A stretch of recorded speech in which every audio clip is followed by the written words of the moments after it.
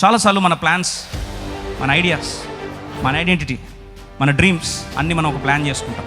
కింద పడేయని దేవుడు అంటాడు. ఇప్పుడు చెప్పండి, బాబా పడేయడానికి రాలేదు నాయన నీ దగ్గరికి, దీన్ని నువ్వు పైకెత్తుతావని వచ్చాను నాయన అంటాడు. ప్రభు ఏమంటున్నాడు? పడేసి. ఎందుకు విత్తనాలు పనులు తీసుకొని రావాల్సిన నీ ఆశీర్వాదము ఎందుకు అది మురిగిపోతుంది తెలుసా? విడిచిపెట్టడానికి ఇష్టం లేదా? ఎప్పుడైతే నీ మనసులో అది నాకు అది పోతే నేను తట్టుకోలేను అని ఎన్ని రోజులైతే బాధపడుతుంటావో అది నిజంగానే పోతుంది. లేదు ప్రభా తీసేసుకో అని చెప్పి విడిచిపెడితే నువ్వు వద్దన్నా పోదు.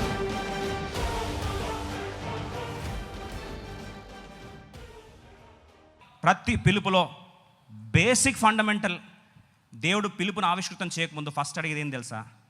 నీకు ఏది విలువైందని భావిస్తున్నావు, ఏది నీ గుర్తింపు కారణమో, ఏది నీ ఐడెంటిటీనో, ఏది నీ సేఫ్టీనో, ఏది నీ సెక్యూరిటీనో, ఏది నీ డిఫెన్స్ మెకానిజమో, ఏది ఉంటే కొండంత అండంత ధైర్యం ఉంటుందో ఫస్ట్ దాన్ని తీసుకొని ఏం చేయాలి?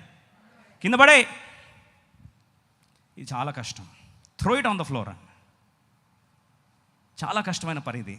చాలాసార్లు మన జీవితంలో ఎప్పుడైతే కింద పారే అని అంటామో, ఎప్పుడైతే దాన్ని పారవేయడానికి ఇష్టపడతామో, ద నార్మల్ బికమ్స్ అబ్ normal, the ordinary becomes extraordinary, the natural becomes super natural. ఎప్పుడు కింద పడేస్తాం. ప్రభు అన్నాడు త్రో ఇట్ ఆఫ్, పడేయం. చాలాసార్లు మన ప్లాన్స్, మన ఐడియాస్, మన ఐడెంటిటీ, మన డ్రీమ్స్ అన్నీ మనం ఒక ప్లాన్ చేసుకుంటాం. కింద పడేయని దేవుడు అంటాడు. ఇప్పుడు చెప్పండి, బాబా పడేయడానికి రాలేదు నాయన నీ దగ్గరికి, దీన్ని నువ్వు పైకెత్తుతావని వచ్చాను నాయన అంట. ప్రభు ఏమంటున్నాడు? త్రో ఇట్ డౌన్, పడేసి. 126వ కీర్తనలో 6వ వచనంలో, ఎప్పుడు విస్తారమైన పనులు కొయ్యాలని అందరూ ఆశపడతాం. హ్యూజ్ హార్వెస్ట్, అబ్బాబ్బాబ్బా రహస్యం ముందు దాచించిన ధననిధి, మరుగైన ధననిధి వచ్చి నా కాళ్ళ దగ్గర పడేయాలంటే ఆమేన్ అంట. 126:6 చదువుదామా రండి. పిడికెడు విత్తనములు చేత పట్టుకొని ఏడ్చుచు పోవు విత్తువాడు సంతోషగానం చేయుచు పనులు మోసుకొని వచ్చు. రెండో భాగం చాలా ఇంట్రెస్టింగ్ ఉంటుంది. సంతోషగానము చేయుచు పనులు మోసుకొని వస్తాం ఇదంటాం. రెండో పాట ఆమేన్. ఏ పాట? సంతోషగానములతో విస్తారమైన పనులు మోసుకొని వస్తానంటే దేవుడు ఆమేన్ నాకు వాగ్దానం నెరవేర్చాను. కానీ దాని ముందు ప్రభు ఏమంటాడు? ఏడ్చుచు పోయి విత్తనం ఏం చేయాలంట? విత్తాలి లేదా విడిచిపెట్టాలి. ఇంగ్లీష్లో చాలా బాగా రాస్తుంది, నాకు ఇష్టమైన లైన్ ఉంది అక్కడ, చూద్దాం ఒకసారి రండి. 126:6లో విస్తారమైన పంట రావాలంటే దాని ముందు ఒక చిన్న సీక్రెట్ ఉంది. అద్భుతమైన మాట. చరిత్ర, ప్రతి వ్యక్తి పిలుపు చరిత్రను మార్చింది ఇదే. ఇది తీసేస్తే ఇక నీ చేతికి తాళమే లేదు. కలిసి చదవనండి. He that goeth forth and weepeth bearing precious seed. ఏం విత్తనం అది? ప్రెషియస్, విలువైనది. నీ విలువైనది ఎప్పుడైతే నువ్వు పారవేయడానికి ఇష్టపడతావో, త్రో ఇట్ డౌన్, పడే. అంటే ప్రభా అది నా ధైర్యం ప్రభా, అది నన్ను కాపాడే యంత్రం ప్రభా, నా సెక్యూరిటీ ప్రభా, అది నా ఐడెంటిటీ ప్రభా, అది నన్ను ఇన్ని రోజులు నడిపించడానికి కారణమైంది ప్రభా, అది ఆ దాన్ని ఎలా పారేయమంటావు ప్రభా? అది నా అమూల్యమైందా? Is it precious for you? కింద పాడే. Let it go, let it go, let it go. పారే. ఎట్లా పారేయాలి ప్రభా? నా మనసును తీసేయాలి, కింద పడేసాయి. ఎప్పుడైతే కింద పడేసాడో, పారవేసినప్పుడు బైబిల్ సెలవిస్తుంది, when he let go of the precious seed, అది ఏమైందంట అండి? విస్తారమైన పనులు సంతోషముతో కోసుకొని రావడానికి సహాయమైంది. బాగా వినండి, విత్తనాలు ఎక్కువసేపు నీ చేతిలో ఉంటే ఏమవుతుంది? నువ్వు విత్తనాలు విత్తకుండా నీళ్ళ లోపల పెట్టుకుంటే లాస్ట్కి ఏమవుతుంది? మురిగిపోతుంది. కాస్ట్లీ విత్తనం అయిండొచ్చు, దాచిపెట్టుకుంటే విత్తనం నుంచి ఏమొస్తుంది? మొలకలు వచ్చి ఆ విత్తనం అంతా ఏమవుతుంది? పాడైపోతుంది. ఈరోజు ఎందుకు వనరులు పాడైపోతున్నాయి? ఎందుకు విత్తనాలు పనులు తీసుకొని రావాల్సిన నీ ఆశీర్వాదము ఎందుకు అది మురిగిపోతుంది తెలుసా? చెప్పండి, ఎందుకు మురిగిపోతుంది? విడిచిపెట్టడానికి ఇష్టం లేదా? చాలాసార్లు మన జీవితంలో అద్భుతమైన సత్యాన్ని ప్రభు జ్ఞాపకం చేస్తూ మత్తయి సువార్త 16:25 ప్రభు అన్నాడు, తన ప్రాణమును కాపాడుకొనివాడు తన ప్రాణం ఏం చేస్తాడు? పోగొట్టుకుంటాడు. నా నిమిత్తం తన ప్రాణం పోగొట్టుకోన్నాడు, దాన్ని దక్కించుకో. ఇదేని విడ్డూరం? What is this paradox? ఎప్పుడైతే నీ మనసులో అది నాకు అది పోతే నేను తట్టుకోలేను అని ఎన్ని రోజులైతే బాధపడుతుంటావో అది నిజంగానే పోతుంది. లేదు ప్రభా తీసేసుకో అని చెప్పి విడిచిపెడితే నువ్వు వద్దన్నా పోదు. అర్థమైన వాళ్ళకి అర్థమైనంత. చాలాసార్లు ఇది విడిచిపెట్టడమే మనకు చాలా కష్టం. ఎంత కష్టం తెలుసా? గత వారం దేవుడు మాట్లాడుతూ వచ్చాడు కదా, ఇదే సర్వీస్లో గత వారం చెప్తూ వచ్చాం వాక్యం. డబ్బు పిచ్చి మంచిది కాదు. సామెతలు 23:5 ఏముంది? 4:5 సామెతలు 23:4 ఏముంది? Proverbs 23:4-5 ఐశ్వర్యం పొంద ప్రయాసపడకము, నీకు అట్టి అభిప్రాయం కలిగినా దానిని విడిచిపెట్టే అన్నాడు. దేవుడు వదిలే అన్నాడు. వదిలే అంటే ఏం చేయాలి? వదిలే అంటే ఏం చేయాలి? వదిలేయాలి. వెంటనే వదిలే అంటే ఏం చేయాలి? అది వదలకపోతే అది ఏమవుతుంది? త్వరగా చెప్పండి. రెక్కలు వస్తాయి. రెక్కలు వస్తే చూస్తా అక్కడే పంచాయతీ అంత ఎక్కడండి? వదిలే అంటే అబ్బా ఎంత విలువైంది, అది ఎట్లా వద్దుకోవాలబ్బా అంటావు. అంత లోపల దానికి ఏమొస్తాయి? గత వారం వాక్యం చెప్తే దేవుడు మంచిగా మాట్లాడాడు స్పష్టంగా. చాలామంది సరి చేసుకున్నారు. ఇంటికి వెళ్ళిన తర్వాత బ్రదరు వాళ్ళ భార్య అనిందంట, కాదండి స్టాక్ మార్కెట్లో పెట్టొద్దని బ్రదర్ చెప్పారు కదా, దేవుని వాక్యం అంతా మాట్లాడారు కదా, బుద్ధిగా మనం స్టాక్ మార్కెట్ తీసేస్తే మంచిది కదా అంటే, ఆగే ₹1,00,000 పెట్టినా 1,40,000 అయిందని. 1 lakh 1.5 lakhs అయిందండి. ఎంత అయిందండి? 1.5 lakhs అయింది. 1,00,000 ఎక్కడికైంది? 1,50,000 అయింది. అలాగే వెయిట్ చేస్తే అది 2 లక్షలు కూడా కావచ్చు అండి. డబ్బు మీద ఆశ పెట్టుకోద్దని అన్నిసార్లు దేవుడు బల్లగుద్ది చెప్పాడు కదా, వద్దన్నాడు కదా. రెక్కలో చిగిరిపోతాయి అంటే రెక్కలొచ్చి ఇంకా పైకి ఎగురుతుంది అనుకుంటా. వాళ్ళ భార్యతనంట, ఆగవే చెప్పింది చెప్పినట్టు 1 week టైం ఉంటుంది, సండే టు సండే. సాటర్డే రోజు లోపల ఫ్రైడే రోజు తీసేస్తాలే, కంగారు పడకన్నాడు. స్టోరీ కట్ చేస్తే మండే రోజు న్యూస్ ఒకసారి చూడండి. Stock market crashes. మండే రోజు మధ్యాహ్నం 3%. టోటల్గా investors lose 15 lakh crores in 1 day. గుండు. ట్యూస్డే రోజు ఆఫీస్ కాల్ వచ్చింది. లబోమని ఏడుస్తున్నారు భార్య భర్తలు ఇద్దరు.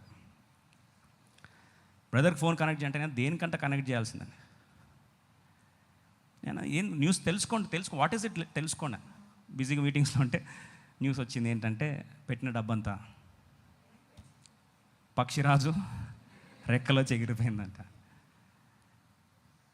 నేనేం చేయాలా? దావీదు సమస్తము సంపాదించు చెప్పాలా? ఏం చెప్పాలండి? ఏం చెప్పమంటారు? నీ మనసు దాని నుంచి తీసివేయలేదు కాబట్టి దానికి ఏమొచ్చాయి? రెక్కలు వచ్చాయి. మనసు తీసి దేవుని పట్టుకో, మళ్ళీ దేవుడు ఇస్తాడులే అని చెప్పి కంటి తుడుపు కార్యక్రమం చేసి వచ్చాం.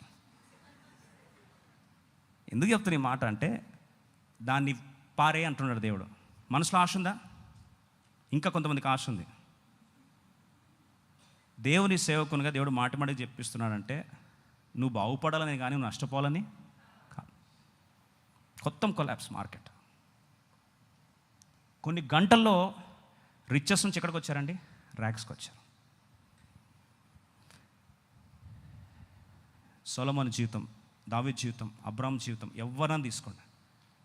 నీ అమూల్యమైనది ఎప్పుడైతే నువ్వు when you let it go, let me tell you this, as long as you hold it, it becomes liability. ఎంతకాలం నువ్వు పట్టి పెట్టుకుంటే నీకు అంత భారం అవుతుంది, అది నీకు బరువు అయిపోతుంది. When you let it go, it becomes your asset. విడిచిపెడితే నీకేమవుతుంది? ఆస్తిగా మారుతుంది. దయచేసి సత్యాన్ని మరొకసారి ప్రభు జ్ఞాపకం చేస్తూ ఉన్నాడు. దావీదు తన కుమారుడైన సొలొమోను రాజుగా అభిషేకించాడు. కుమారుడు గురించి ప్రార్థన చేస్తూ, ప్రభా నా కుమారుడికి నిర్దోషమైన మనసు ఇవ్వు ప్రభా, ఇన్నోసెంట్ హార్ట్ ఇవ్వయ్యా అని. నిజంగానే రాజు అయ్యాడు. అమూల్యమైన తన జీవితంలో విలువైంది ఏదైతే భావించాడో చూడండి. 1 రాజులు 3వ అధ్యాయం 4వ వచనం. త్వర చూడండి. 1 Kings chapter 3:4. 1 రాజులు 3:4 త్వర చదవండి. 1 రాజులు 3వ అధ్యాయం 4వ వచనం త్వర చదువుతారా? గిబియోను ముఖ్యమైన ఉన్నత స్థలమై ఉండను గనుక బలులు అర్పించటకై రాజు అక్కడికి పోయి ఆ బలిపీఠం మీద 1000 దహన బలులు అర్పించింది. ఎన్నిచ్చాడు? 1000. ధర్మశాస్త్రం ప్రకారం దహన బలి ఒకటి ఇస్తే చాలండి, ఒక కుటుంబానికి ఒకటి చాలు. చిన్నపిల్లల నుంచి ఏం ఆశిస్తావు? దానికంటే ఎక్కువ ఎక్స్పెక్ట్ చేస్తారని మనం అనుకుంటాం.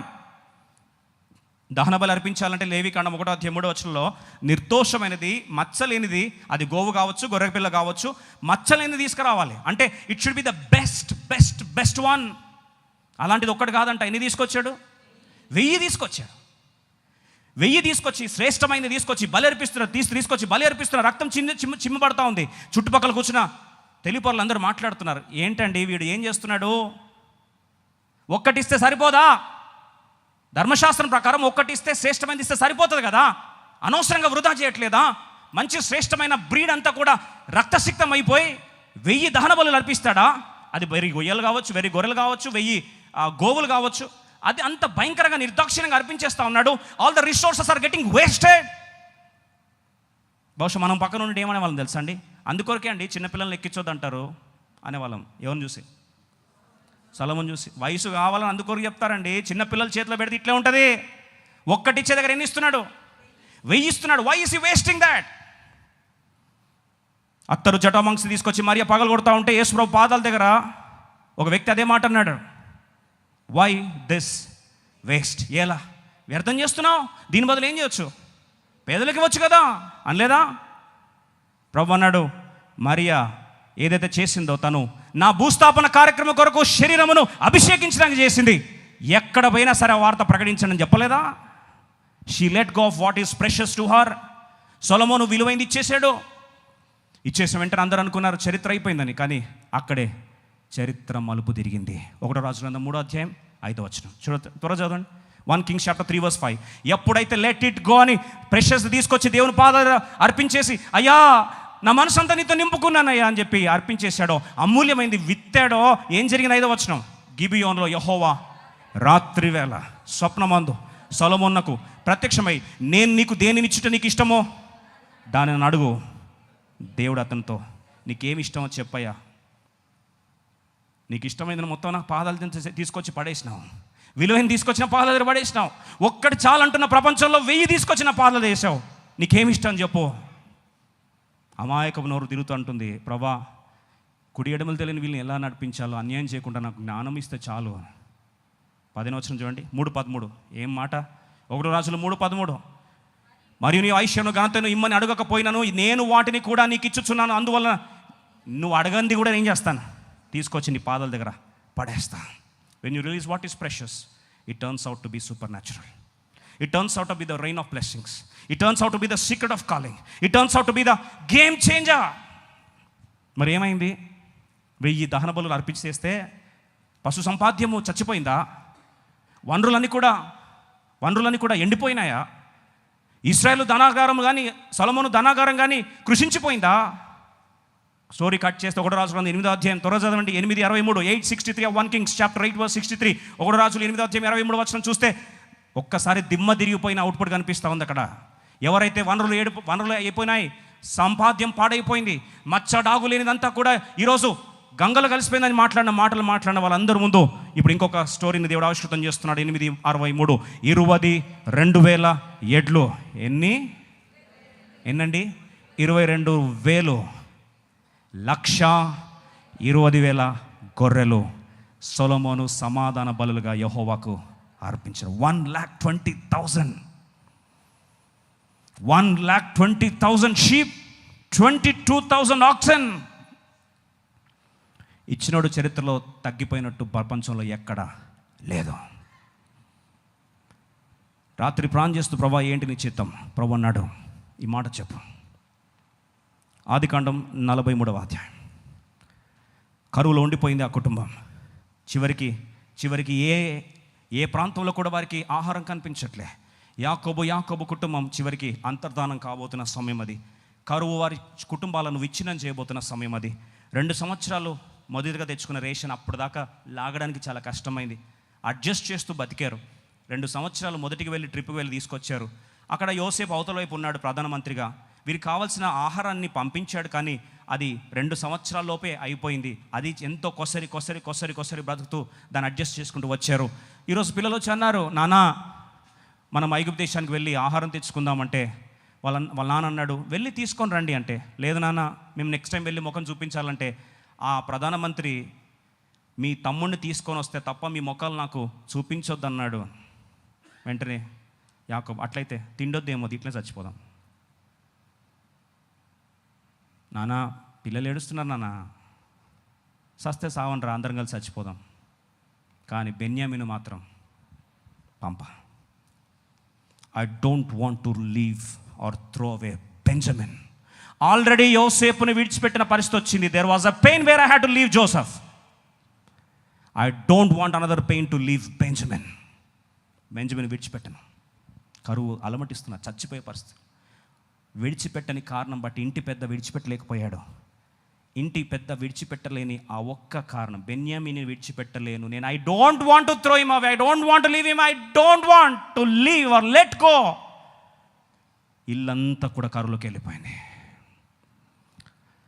ఒకరోజు యూదా వచ్చి అన్నాడు, నేను జామీనుగా ఉంటానన్న, బెన్యామీన్ ప్రాణానికి నా ప్రాణం పెడతాట. ఇలాగే ఉంటే మాత్రం అందరం చచ్చిపోతాం. ఎందుకు కుటుంబాల్లో కరువు ఈరోజు? సమృద్ధిని అనుభవించాల్సిన నీవు నీ కాళ్ళ కింద ప్రధానమంత్రి నీ తమ్ముడు ఉన్నాడే, ప్రధానమంత్రి నీ కొడుకు కాదా? ఐగుప్తు దేశం సామ్రాజ్యం అంతా నీ కాళ్ళ దగ్గర వచ్చి నిలబడితే వద్దనుకొని తోసేయడం కారణం ఒకటే, బెన్యామీనును నేను విడిచిపెట్ట. I don't want leave him. ఒకరోజు ధైర్యం చేశాడు యాకోబు, యూదా పక్కన నిలబడ్డాడు. బెన్యామీన్ చూసి బోరమని ఏడుస్తూ ఒకరోజు అన్నాడు, బెన్యామీన్, I want to say goodbye to you. వెళ్ళొస్తానా అని చెప్తే కళ్ళల్లో నీళ్ళు తిరిగిపోతున్నాయి. అప్పుడు ఒక మాట అంటున్నాడు. ఆదికాండం 43వ అధ్యాయం 13-14 వచనాల్లో అద్భుతమైన మాట చరిత్రను మార్చేసింది. కరువులో నుండి సమృద్ధికి తీసుకెళ్ళింది. ఏమంటున్నాడు చూడండి, మీ తమ్ముని తీసుకొని లేచి ఆ మనుషుని వద్దకు తిరిగి వెల్లుడి. 14, ఆ మనుషుడు మీ ఇతర సహోదరుని బెన్యామీనును మీకు అప్పగించినట్లు సర్వశక్తులైన దేవుడు ఆ మనుషుని ఎదుట మిమ్మల్ని కరుణించును గాక. నేను పుత్రహీనుడనై ఉండవలసిన ఎడల పుత్రహీనుడు నగుతును. If I am bereaved, I will be bereaved. If I have to be childless, let me be childless. పిల్లోడు లేకుండా, ప్రియమైన భార్య పిల్లలు ఇద్దరు లేకుండా నా పరిస్థితి అయితే లెట్ ఇట్ బి. ఉంటే ఉండని, పోతే పోని, విడిచిపెట్టేశాడు. శోక సందర్భంలో వీడుకోలు పలికి బెన్యామిని విడిచిపెట్టి ఇంట్లో కూర్చొని చూస్తూ ఉన్నాడు. ఏం జరిగిందో తెలియదు. ఒకరోజు సైన్యం వస్తుంది, రథాలు వస్తున్నాయి, ఐశ్వర్యం వస్తుంది. వృద్ధాప్యంలో యాకోబు ఒకసారి దృశ్యాన్ని చూస్తూ ఉన్నాడు. ఆ దృశ్యం చూస్తూ ఉండేసరికి కొన్ని రథాలు, షారియట్స్ వస్తున్నాయి, కన్వాయ్ వస్తూ ఉంది. ఐగుప్తు ఐశ్వర్యం అంతా కూడా, సోల్జర్ సైనికులు వస్తూ ఉన్నారు. ఏంటని చూస్తే అక్కడ నుంచి ప్రధానమంత్రి యొక్క సామ్రాజ్యం అంతా కూడా వచ్చి యాకోబు ముందొచ్చి నిలబడ్డాయి. నమ్మబుద్ధ పట్లే. నానా, బెంజమిని విడిచిపెట్టడానికి ఇష్టపడ్డావు, నీకు శుభవార్త, యోసేపు కూడా బ్రతికే ఉన్నాడు, ప్రధానమంత్రిగా ఉన్నాడు. ఇవన్నీ పంపించాడు. నమ్మశక్యం అవ్వట్లే. 10 రథాలు చూశాడు, సింబల్ చూసుకున్నాడు. బహుశా ఇజ్రాయెల్ కదండి, వెళ్ళి నేను అనుకోవడం. లోగో చూశాడు, ఈజిప్టేనా? అందరు క్యాప్స్ చూశాడు, రథాలు చూశాడు, అన్నీ చెక్ చేశాడు. ఎస్, నిజముగా నా కొడుకు ఏమయ్యాడు? ప్రధానమంత్రి అయ్యాడు. నాన్న నేను పిలుస్తున్నారు. బయలుదేరాడు. 5 సంవత్సరాల కరువులో మగ్గిపోవాల్సిన యాకోబు 5 సంవత్సరాల ప్రధానమంత్రి హోదాలో ఉన్న కొడుకు సామ్రాజ్యంలో కాళ్ళ మీద కాళ్ళేసుకొని కూర్చొని మెతుకుల బతుకులో నుండి సమృద్ధిని అనుభవిస్తూ ప్రపంచాన్ని శాసించే స్థాయికి వెళ్ళి గోషేను సర్వ సంపాద్యము శ్రేష్టమైన దేశాన్ని సంపాదించుకున్నారు.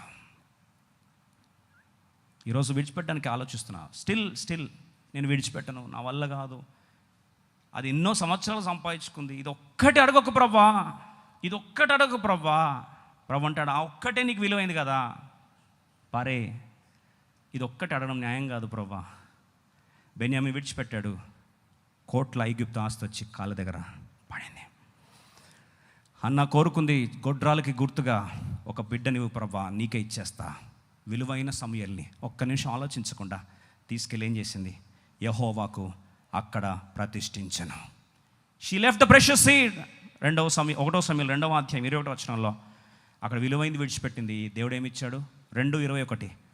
3. 1 సమూయేలు 2వ అధ్యాయం 21వ వచనంలో త్వరగా చూస్తే ఒక్కరి ప్లేస్లో ఎంతమందిని ఇచ్చాడండి? 5 మందిని ఇచ్చాడు. యెహోవా హన్నా దర్శింపగా ఆమె గర్భవతి, 3 కుమారులు 2 కుమార్తెలను కనెను.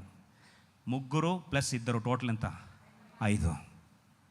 విడిచిపెడితే నువ్వు కృపకు పాత్రుడు అవుతావు. If you let go what is precious, God gives back like a bang the riches of his grace. కృప సమృద్ధి నిన్ను నింపేస్తుంది.